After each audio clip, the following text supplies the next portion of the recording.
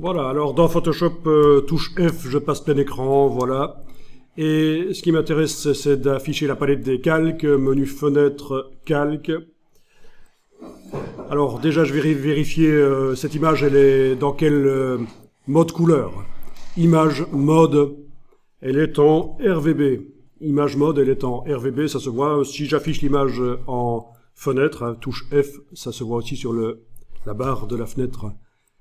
Le mode couleur, la manière de créer les couleurs. Si je vérifie, c'est parce que du web, on a parfois des images particulières, donc c'est des images grises colorisées par une table des couleurs, c'est ce qu'on appelle le PNG 8 ou le GIF.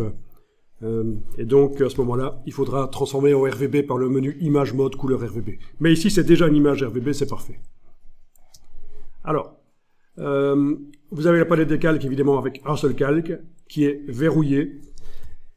Pour faire l'effet pochoir, il faut créer plein de calques, et ça peut prendre 2-3 minutes. Ce qui se passe ici, c'est que je vous ai fourni un script que j'ai mis au point pour créer directement les calques, parce qu'on va directement vers la créativité. Le but n'est pas de voir ici comment créer le script. Ça, c'est des choses que vous verrez plus tard. Les scripts Photoshop, comment créer des scripts, c'est super intéressant. Bien sûr, quand on a des choses répétitives à faire, on va pas faire des choses débiles à longueur de journée. On va scripter ça. Et donc voilà, ça c'est un exemple. Alors, vous avez le dossier de script qui s'appelle Effet pochoir. Et dans ce dossier, vous avez réellement le script qui s'appelle Effet pochoir version 1.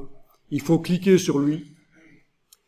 Voilà. Il faut cliquer sur lui pour indiquer qu'on va l'utiliser. Puis il faut cliquer sur le bouton de lecture en bas et regarder dans la palette des calques. En quelques secondes, vos calques sont créés. Et ben voilà, c'est créé. Plein de calques.